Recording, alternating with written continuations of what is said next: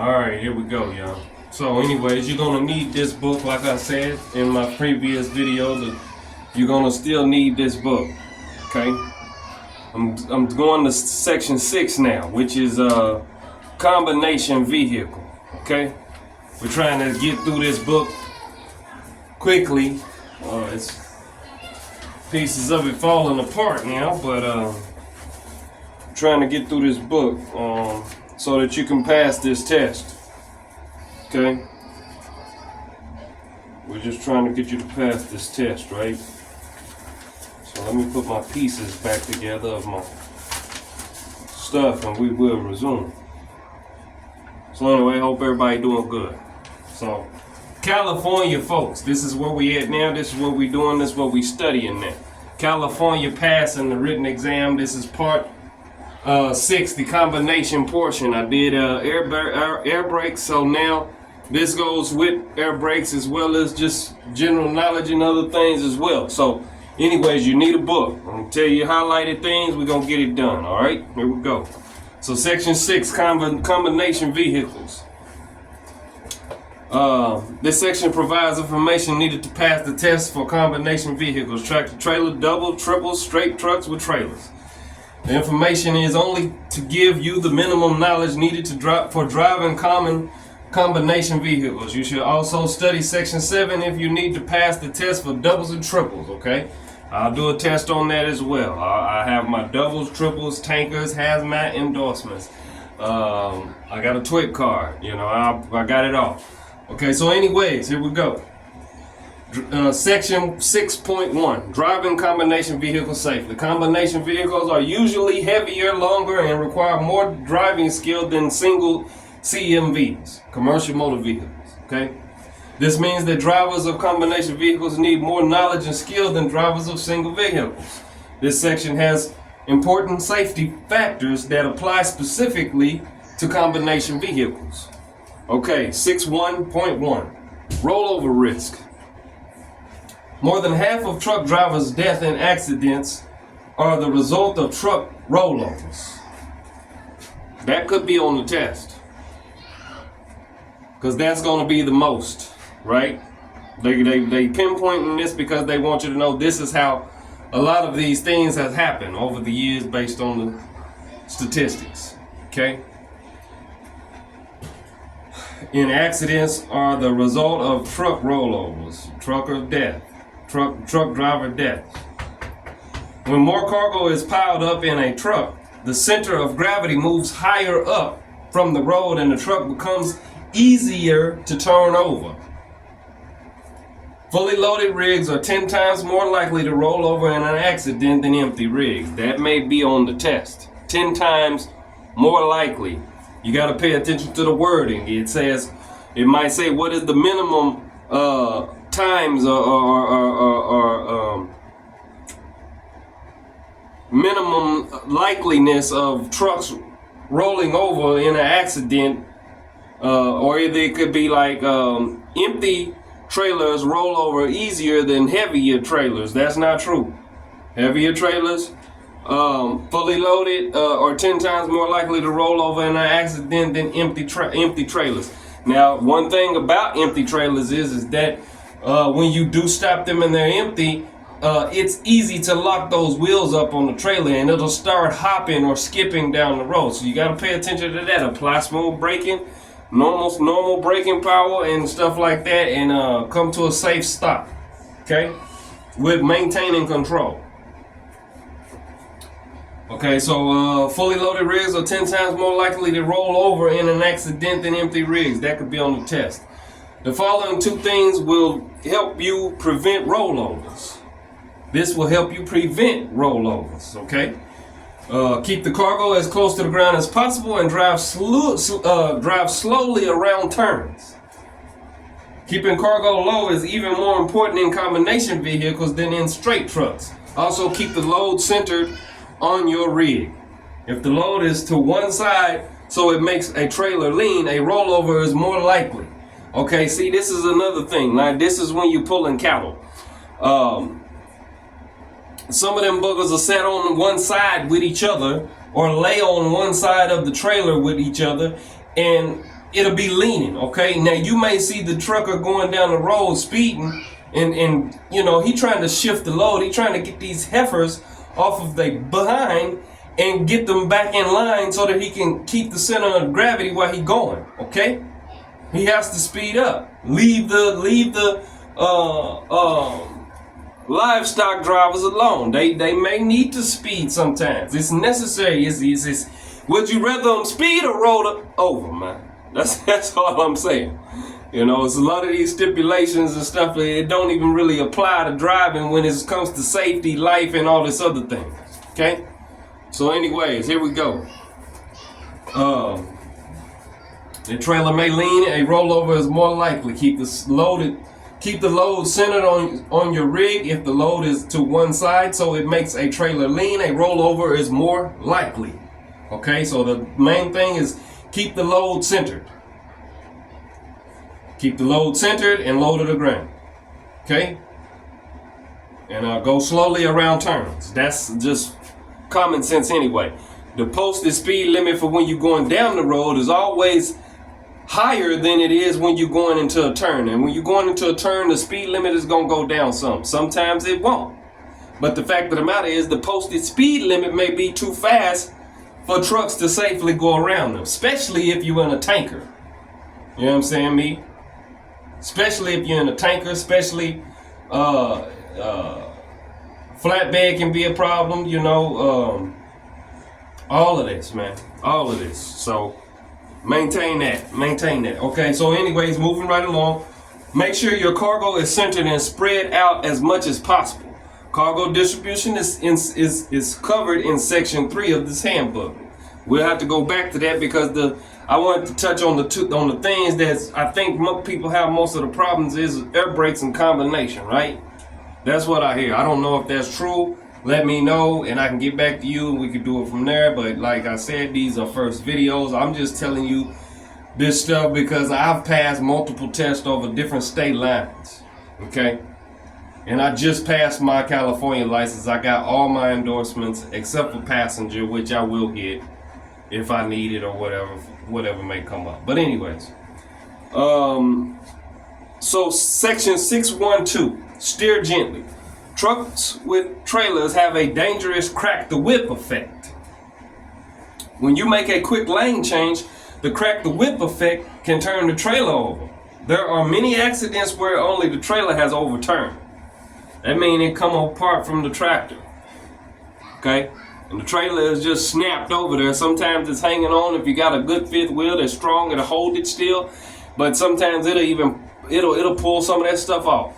Or it'll snap off. You know what I'm saying?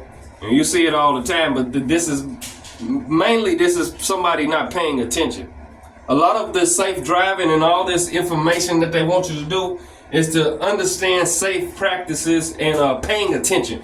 Learning how to drive a truck and being a truck driver has to do with paying attention. They know that once you get out on the road, that's when you're going to get your schooling.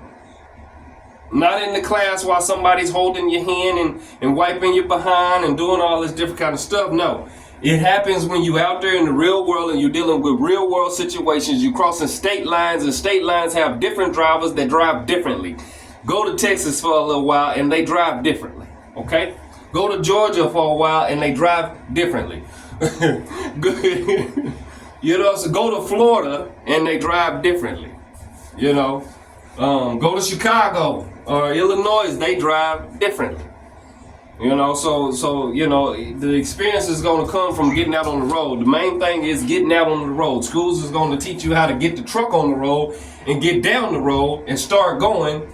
But they also should be there to try to make sure that you understand safety. If something gets out of hand, you don't freak out and you know what to do. That's what we try to do. So anyways, let's get back to this steer gently, okay? Trucks with trailers have a dangerous crack the whip effect. When you make a quick lane change, the crack the whip effect can turn the trailer over. The best practice right here is to blink in enough ample time before you even start going into the next lane. Make sure you have enough distance to clear your vehicle to get into that lane. And do not turn the blinker off until you have completely gotten in your lane. And it's a good practice to make sure you go a yard or 2 yards before you even turn the blinker off. You can't get no ticket for lately turning off the blinker, but you can get a ticket for going all the way down the road with the blinker still on. Okay, and the thing is to maintain that slow lane. Maintain that slow lane. You can get in the next lane only if you're permitted to do so, and you can safely get all the way past that vehicle that you're trying to pass. Okay? Try not to ride side by side to each other. It may be fun sometimes to do it because you can maintain, because y'all, got skills and you're like, whoa, we going down the street, we're going down the road, 253-foot trailers, and we riding and we sliding and we doing it. A lot of times when you go over a bridge and y'all like that, somebody may hit a bump and then swoop over, and then that's a problem. And now you got traffic jammed up because you didn't listen to what I said and quit riding next to each other. Okay? So anyways, there are many accidents where only the trailer has overturned.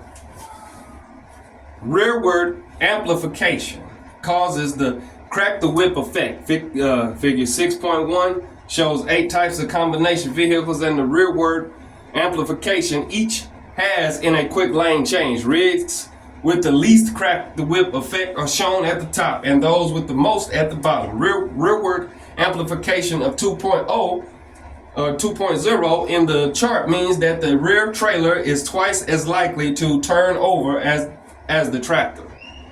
You can see that triples have a rearward amplification of 3.5. This means you can roll the last trailer of triples 3 to 5 times as easily as a 5-axle tractor. Okay, 5-axle tractor is just you got your truck, and this is for tandem axle trucks. So if you don't have a tandem axle, it could be 4-wheel a truck. If you don't have a tandem axle tractor, then it could be 4-axle. But what they try to do is most common, which is a conventional tractor of 3 axles on that tractor alone. Okay, and then you got 2 axles on the trailer. Okay, but if you're pulling doubles or triples, or either you're trying to pass that test on the triples, that's going to be on the test. That last trailer is likely the one that's going to turn over more easily than the other ones, because for one, the trailer that's directly behind you is the heaviest loaded one. You have to load them that way. You got to look at your paperwork. You say, how am I supposed to know? They supposed to put it on that bill, and they supposed to not mess up that bill when they load your truck. Okay? And then that's up to you to make sure you pay attention to that, because you'll mess around and load them suckers up wrong, and then you got another problem, because then you got the lightweight in the middle and you got the heavyweight on the back, and then now you got unnecessary stuff that you don't need to call. Pay attention. All this is about pay attention. All this is about pay attention, okay? And then even they going so far as to pay attention is on this test, because they want you to pay attention to how the question is asked, and then the answers that they're willing to give you as an option to say this is the best choice. You got to think logically, and you got to pay attention with this stuff, okay? So anyways, that triple trailer, that third one is easiest is 3.5, okay? And then the 2.0 for the other. Well, it says as easily as a 5-axle trailer. That means the truck and the trailer, just a 53 or whatever you got, 28 foot, whatever you 48, how many of a foot you got. Okay, steer gently and smoothly when you are pulling trailers. If you make a sudden movement with your steering wheel, your trailer could tip over. Follow far enough behind other vehicles, at least 1 second for each 10 feet of your vehicle length, plus another second if going over 40 miles per hour. Okay? So, if you're going over 40 miles per hour, add a second. Every 10 feet of your vehicle length. So if you got 53 foot, you got 5 seconds.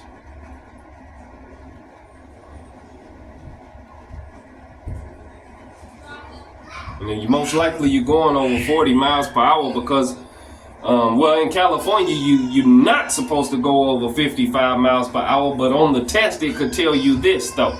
It could say going, it may not even give you 55, or it'll give you 60, because based on the rules in the book, you can go 5 miles above the posted speed limit on a California road, but you cannot go 65 nowhere in California unless you in out there by Joshua Tree and all those different kind of beautiful places like that.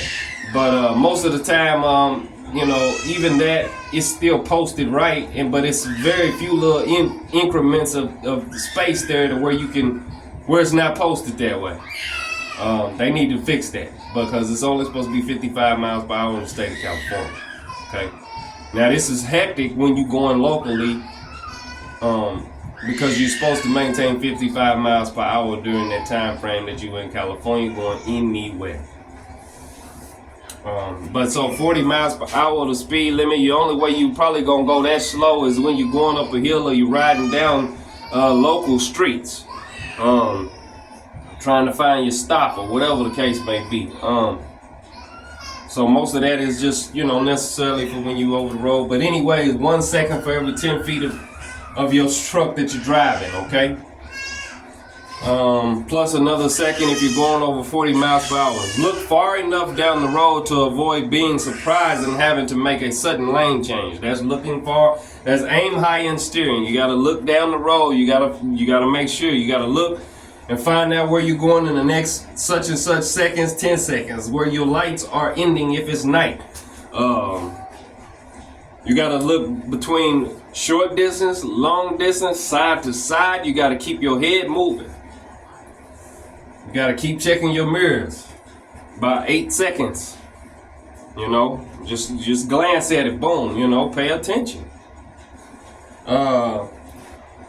Steering gently and smoothly when you are pulling trailers. If you have to make a sudden movement with your steering wheels, your trailer could tip over. Follow far enough behind other vehicles, at least 1 second for each 10 feet of your vehicle length, plus another second if going over 40 miles per hour. Look far enough down the road to avoid being surprised and having to make a sudden lane change. At night, drive slowly enough to see obstacles with your headlights before it is too late to change lanes or stop gently. Slow down to a safe speed before going into a turn. Okay, so slow down to a safe speed before going in a turn. You could even be driving drive-ins, and depending on how high they load that stuff in the trailer. And now everything is the same weight, but in a drive-in they may load it high in the trailer. Okay, and then if you knock that stuff over, especially in reefer, like strawberries, but they don't load them high. It's just that they not braced that good. So any grapes, any of that stuff, like sudden movements, things like that, man, mess up that whole load, and you get all the way down there and they won't even take that load. Then you got to figure out how to get 53 feet worth of product that you cannot get into the facility. You got to figure out where to dump it or give it away. And even if it's 53 foot worth of stuff, it's hard to get rid of it. Out of all the hungry people in the world, it's hard to get rid of 53 feet worth of merchandise that the receiver won't take because it fell over portions of it or parts of it, or so the best thing to do is slow down when you're going into these turns. This could cost you and it could affect your paycheck. So they may say you never delivered the load.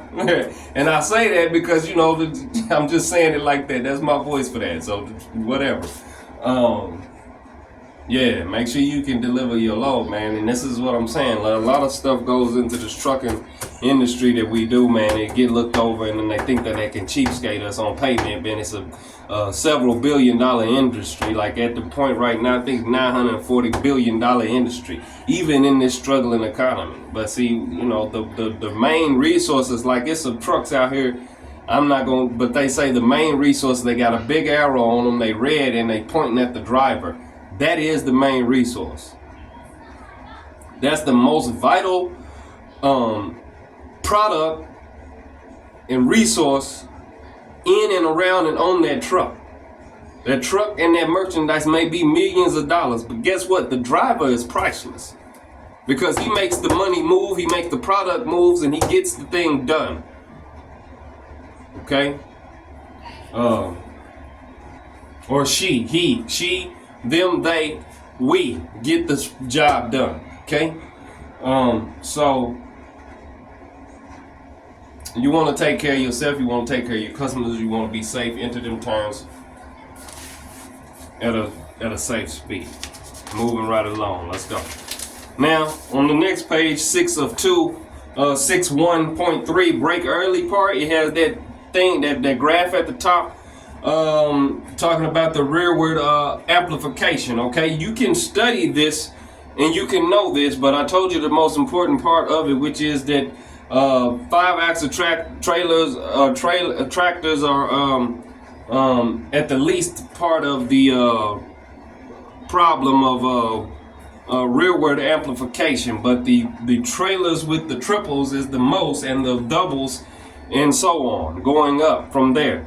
And then if you look at it, you see the Rocky Mountain. You see that the trailer in the between there, the 53, it looks like, and then it like a 20 or you got one trailer on the Rocky Mountain. You got one trailer that's longer than the small one in the back. Okay, you notice that you don't have none with a small one in the front and a long one in the back. They may put that on the test like that and tell you the measurements, this many feet versus this many feet behind that, which one is the one who will be the most rearward amplified, which is causing turnovers. Okay, and then you got to know that, because that could be on the test, and you can't tell because they never said that. But no, you got to pay attention to the graph and you got to read what it says. Okay, and that's the way it's gonna be lined up right here. You know what I'm saying? It's gonna be lined up like this. That one right there. You see a big trailer and a small trailer. You never see a small trailer and a big trailer behind it, because they think you know not to even do that. But you see, this one is at the bottom. That's the most hazardous right here. Okay? All right. But still, know that stuff. So, brake early is what we want to know. Control your speed, whether fully loaded or empty.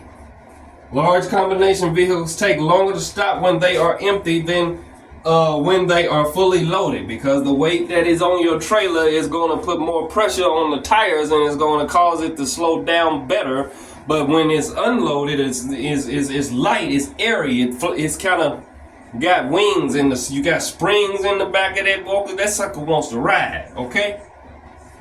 So that's why you see the mail carriers, they have them light loads and they be gone. But anyways, here we go. Large combination vehicles take longer to stop when they are empty than when they are fully loaded. That will be on the test. When lightly loaded, or the very stiff suspension springs and strong brakes give poor traction and make it very easy to lock up the wheels. Your trailer can swing out and strike another vehicle. Your tractor can jackknife very quickly. You also must be very careful about driving bobtail tractors. Tractors without semi-trailers. That is bobtail tractors. They don't have a trailer on the back. So bobtails can be very hard to stop smoothly. I'm gonna put this out there. Hopefully, you truckers that have driving manuals, you can downshift. Okay? Just like a motorcycle. It's very important that you know how to go down them shifts. Okay? Not only for the mechanical purposes for the vehicle you're driving, but for safety and stopping and being in the right speed. All that has to do with control, braking control, speed control. All of it has to do with control. Okay? In my opinion, you're not fully a trucker until you can downshift in that truck. Just like you go and you upshift, you should be able to downshift just as easy.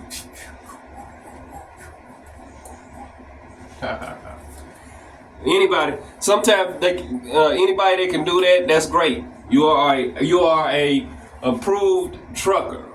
Okay. So, anyways, here we go. Bobtails. It takes longer. Bobtails can be very hard to stop smoothly. It takes them longer to stop than a tractor semi-trailer loaded to maximum gross weight. That is going to be on the test, I told you. In any combination, what I'm saying is what's going to be on the test is what the heavily loaded trailer versus the empty trailer or the bobtail. Bobtails is hard to stop smoothly. The empty trailers are harder to stop because the springs and all this, and they the wheels lock up easily, and it's not easy to stop smoothly. And then the heavily loaded ones are easier to stop because of the weight. Only thing to do is when you hauling a tanker and you got liquid surges. You got front and back movement, and then also you got side to side movement, okay? It's like driving a waterbed you laying on. But anyways, in any combination rig, allow lots of following distance and look far ahead so you can brake early. This is the point of looking far ahead so that you can brake early.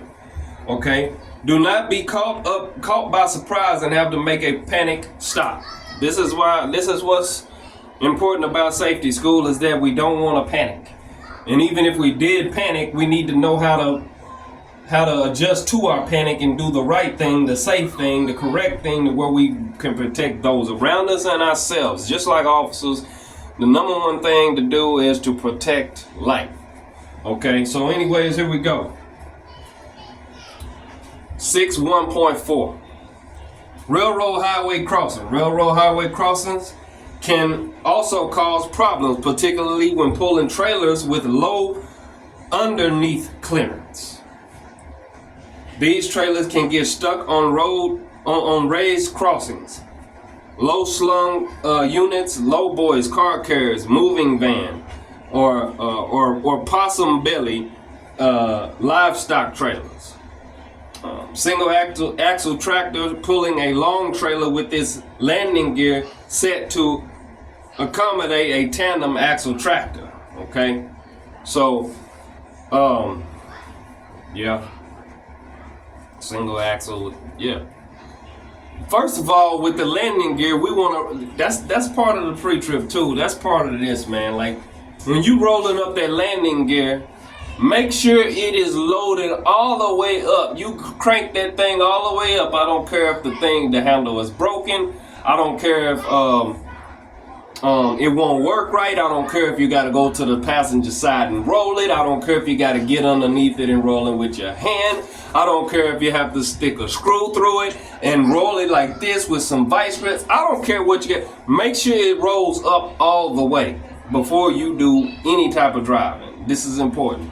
And if it has a handle and it has a brace to put the handle in, make sure it goes in that brace.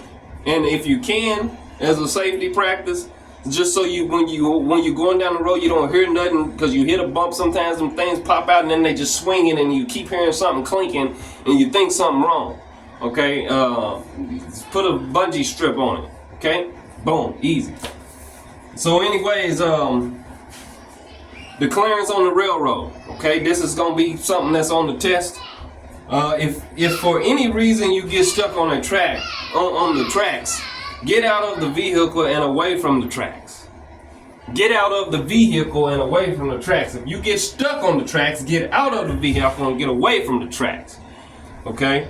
Check signposts or signal housing at the crossing for emergency notification information. Call 911 or another emergency number. Give the location of the crossing using all identifiable landmarks, especially the dot number if posted. Okay? That's why it's important to know where you at. Don't just always be a GPS person.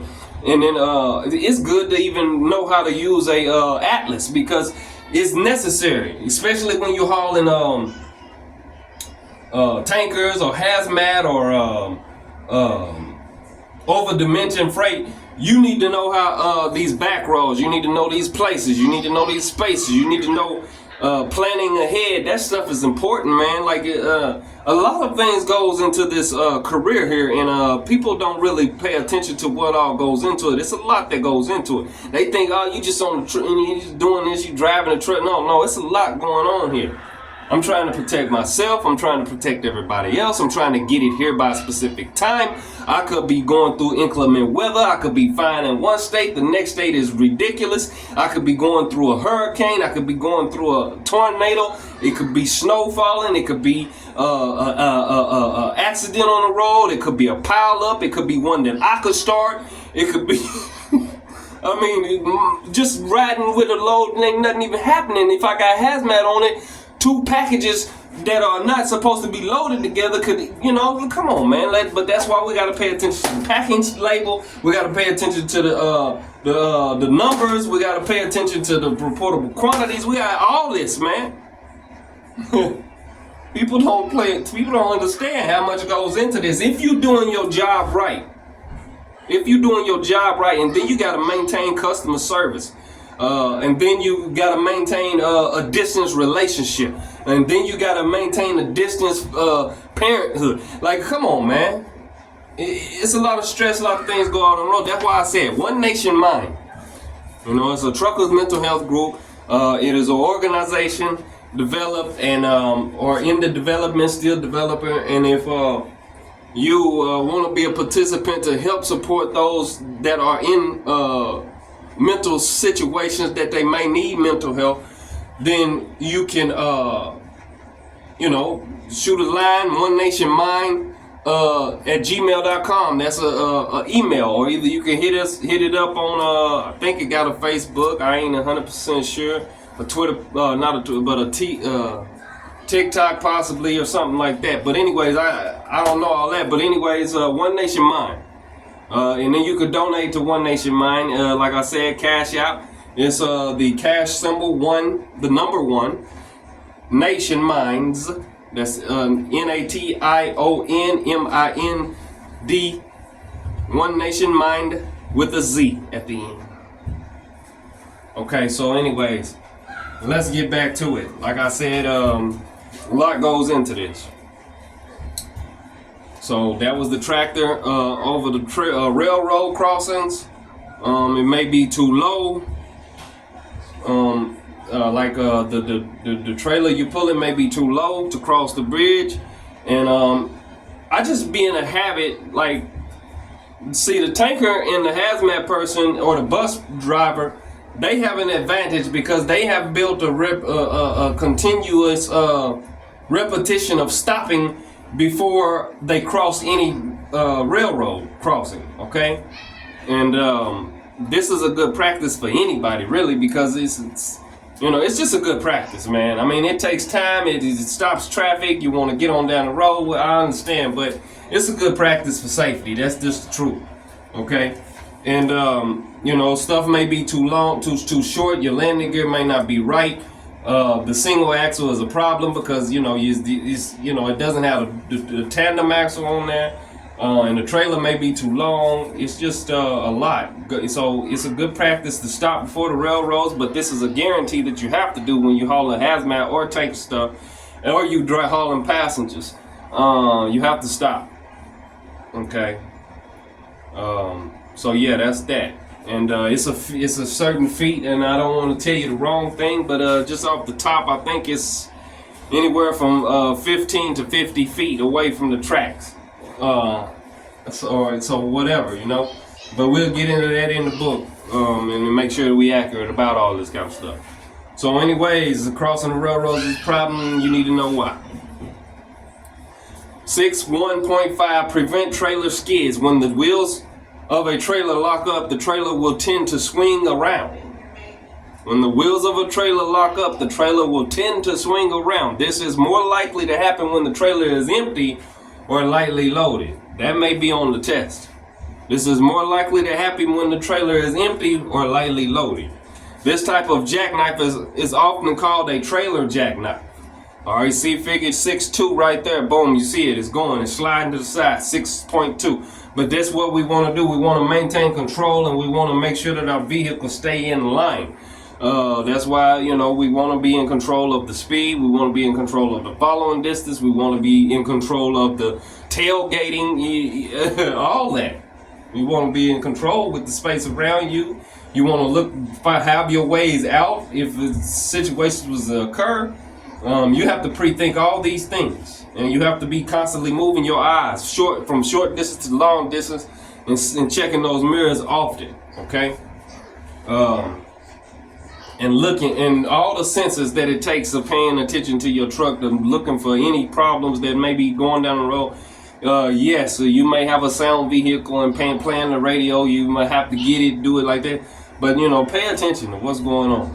Know what you're doing, know what you're doing, know what you're doing. Okay? The procedure for stopping a trailer skid is recognize the skid. The earliest and best way to recognize that the trailer has started to skid is by seeing it in your mirrors. Anytime you apply the brakes hard, check the mirrors to make sure the trailer is still where it should be. Once the trailer swings out of your lane, it is very difficult to prevent a jackknife. They didn't say it was impossible. They said it was very difficult to prevent a jackknife once it starts. You know what I'm saying? That's why I say, but these things is going to come with actually experience on the road in different environments, different places.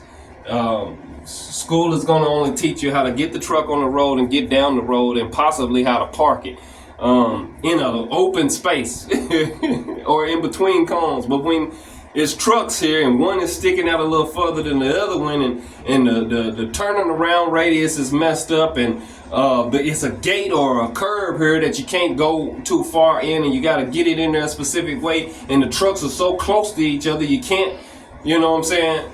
You ain't gonna have that experience until you get in these different environments and you go and deliver into these different places. Okay. So yeah. Anyways, you know, it says understanding, recognizing, looking in these mirrors, paying attention, recognizing the skid early enough. Okay. That's the best way to recognize that the trailer has started to skid, is by seeing it in your mirrors. Anytime you apply your brakes hard, check the mirrors. Anytime you brake hard, check your mirrors.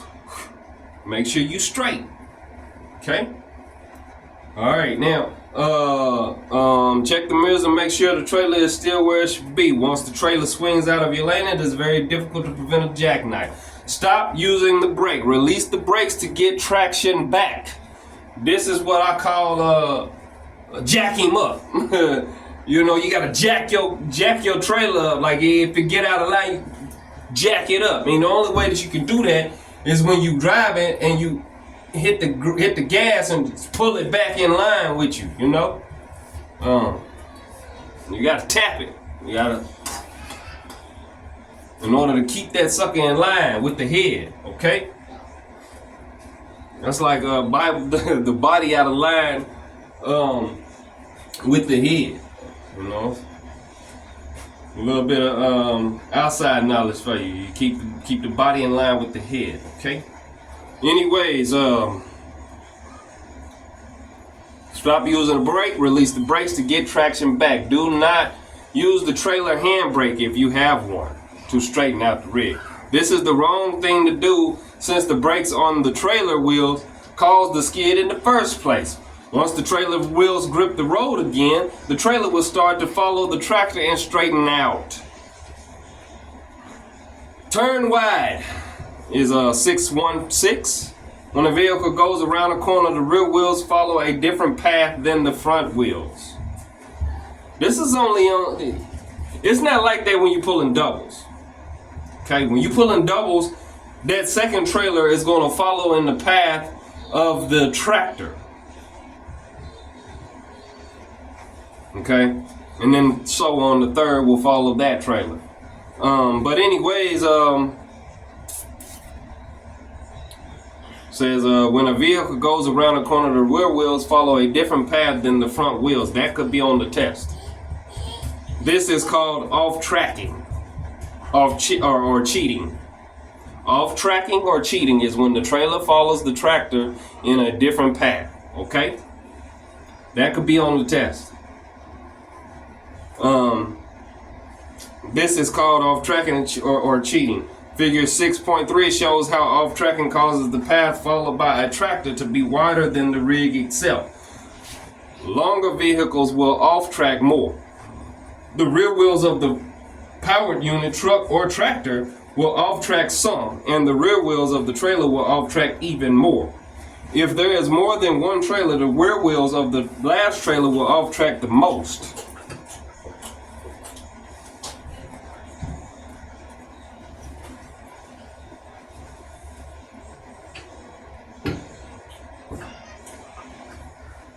I had to pause. There's something going on with my cat.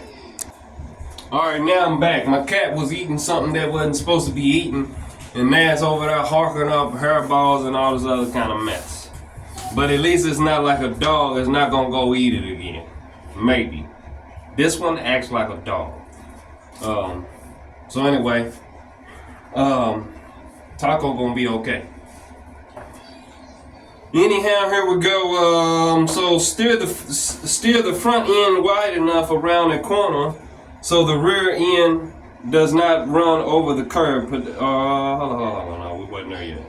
Yeah, we was up here. Down. Longer vehicles will off-track more. The rear wheels of the power unit will off-track some, and the rear wheels of the trailer will off-track even more. If there is more than one trailer, the rear wheels of the last trailer will off-track the most. That could be on the test. The rear wheel of the last trailer will off-track the most. Okay. If you're driving correctly with doubles, though, man, it should follow. It should follow the tractor. In my opinion, you know what I'm saying. I done snaked around a whole lot of places, and I done drove doubles like I was driving a Escort or a Ford Escort or a Volkswagen. I done drove doubles like that. You know what I'm saying, me? Without running up curbs and all that. So, you know, hey, it just depends on the skills of the individual that we talking about. So anyways, here we go.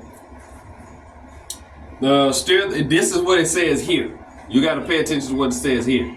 And then this stuff really is kind of going to be for the people trying to handle doubles and triples endorsement. But basically, the rear wheels is going to off-track the most, boom, in a single vehicle, whatever.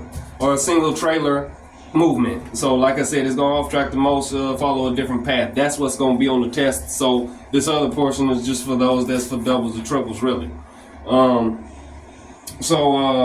Last trailer will off-track the most. Steer the front end wide enough around a corner so the rear end does not run over the curb, pedestrians, or etc. Yeah, you gotta watch for pedestrians.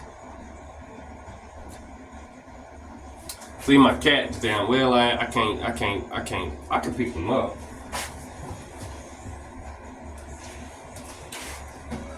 Here's Taco. Say hey, man. Alright, you can go. So anyway. What? So anyways, he listens like a dog. He's crazy. But anyways,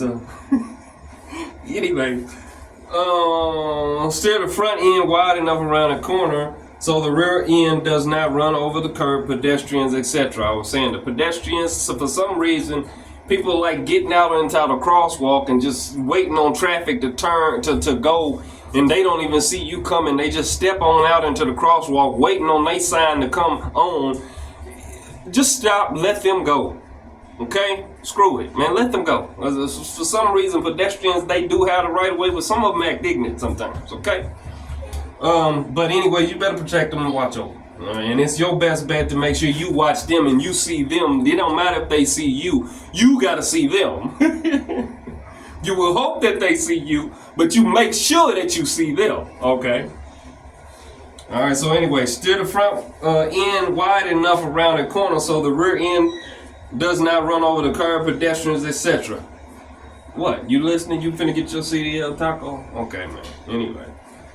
However, keep the rear of your vehicle close to the curb. Keep the rear of your vehicle close to the curb. That could be on the test. And the reason why you want to do that is because it prevents other people from trying to sneak around you faster. Because you may swing this way, but you're going to the right. And people that just ride that regular cars and things like that, they see you going one way, he getting over there. And they just try to zoom past you. No, as long as your trailer is close to the curb, they can't do that. If they do, they'll run right in the back of your trailer. And that's why you see some of these trailers out here with that railing at the bottom underneath the trailer doors, that bumper there, you'll see it bent. Sometimes truckers run over shit at the truck stop, like the yellow poles, or even hitting one another. But that's why I don't really like parking at truck stops, man. You want to get in there and get a shower and do your thing, man. But you don't want to necessarily park there if you don't have to. If you got a better place that you could park that's bigger and wider, do that.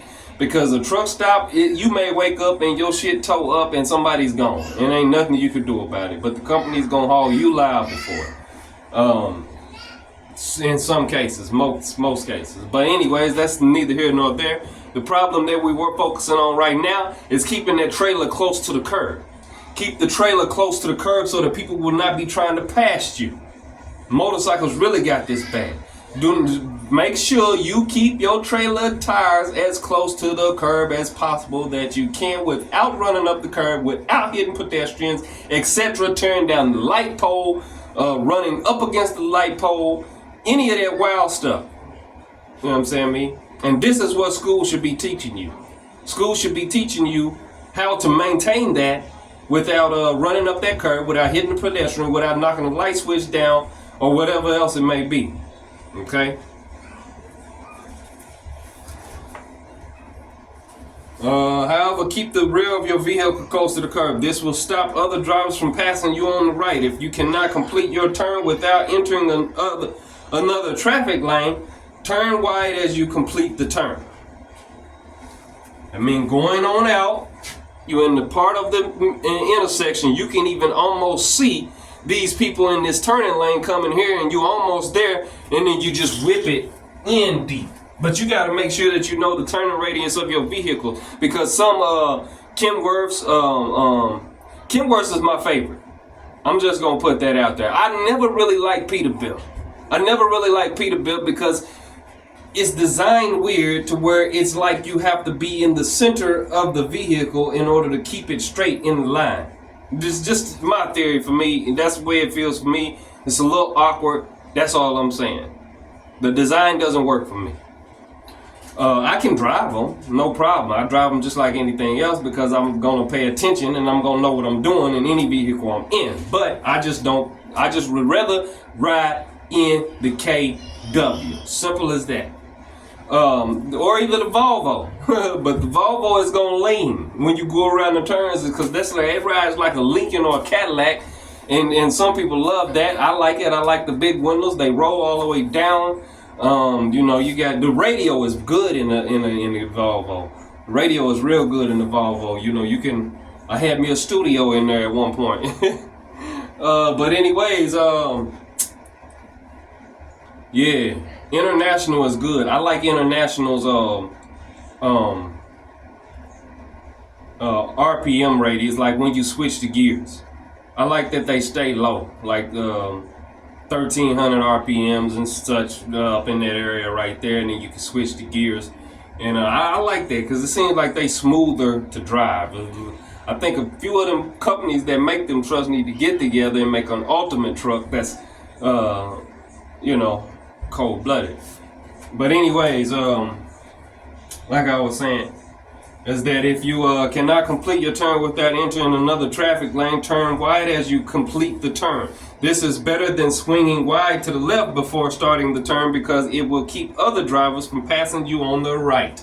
That could be on the test. It's all about the people passing you on the right. You don't want to enter into traffic in the other lane if you don't have to. It is best to make the wideness of the turn as you go into the lane, or as you enter into going into the turn. Now, like I said, that could be on the test, but it's very important that you pay attention to how they word it. It is very important that you pay attention to how they word it. Okay. So this is better than swinging wide to the left before starting the turn because it will keep other drivers from passing you on the right. See figure 6.4. All right, moving right along. All right, 6.4 is right up above us, and you see it. Even though right here, man, you're crossing into the other lane. See that? You're crossing into the other lane just a bit. And it's kind of even.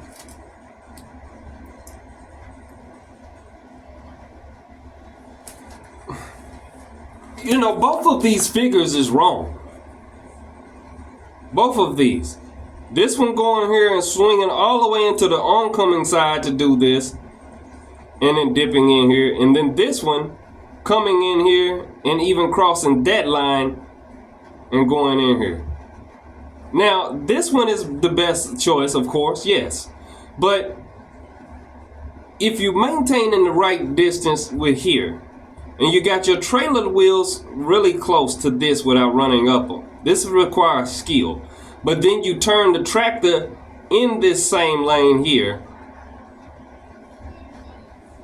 and you whip it. Like I said though, it's best, you know, you ain't gonna find out this until you able to find out this. You know what I'm saying? From experience of driving, okay? You shouldn't even have to cross any of those lines in any conventional tractor, especially not no day cab. You definitely better not. Man, come on. You crossing lines in a day cab, you can't drive. So anyways, man, let's just be done with it. But the turning radius is the most important part that you got to pay attention to on your tractor that you're driving. That's how I went into that whole stuff about which tractor you to drive and all this different kind of stuff. Knowing your turning radius, this is very important, okay?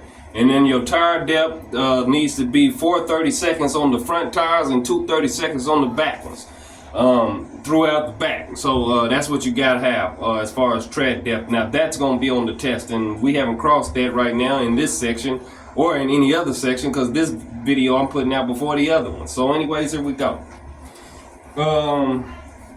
Now 617, backing with a trailer.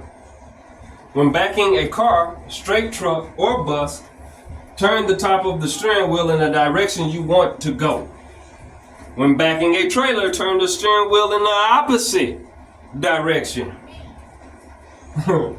Once the trailer starts to turn the wheel the other way to follow the trailer. See, when you backing up, the trailer head is following the the tractor head is following the trailer. Okay? And you gotta be paying attention to that backing up. When you backing up and you wanna go left, you're gonna turn the wheel to the right. Or vice versa. The backing is a basic function, but you would believe you would not believe the amount of people that still cannot back up a trailer. It's hard. Some people even be like, "Hey man, can you do this for me, man? You crazy? You ain't never gonna learn. I'll help you though. I mean, I ain't supposed to be helping you. And ain't no trucker out there, no brother, sister, or other individual that's a trucker out there that's not gonna help you. But the thing is that when you, and then also don't get embarrassed that you need help. That's another thing, man. We all trying to get this stuff done simple, safe, get home to our family, loved ones, and send other people to their family and loved ones safe. So don't be embarrassed to ask for help, man. You ain't got nothing to prove. You got your CDL. Prove to yourself that you can keep a clean license by not doing nothing. That's enough proof right there. My proof is in my record. My proof is in my record, baby. How many tickets do you got? How many this do you got? How many accidents you had? What is that? You know? You ain't got nothing to prove, man. Do not be afraid to accept the help because people is out there, they gonna help you, man. Or a lady, anybody. So anyways, here we go, turning in the opposite direction. Once the trailer starts to turn the wheel the other way to follow the trailer. When you back up with the trailer, try to position your vehicle so you can back in a straight line.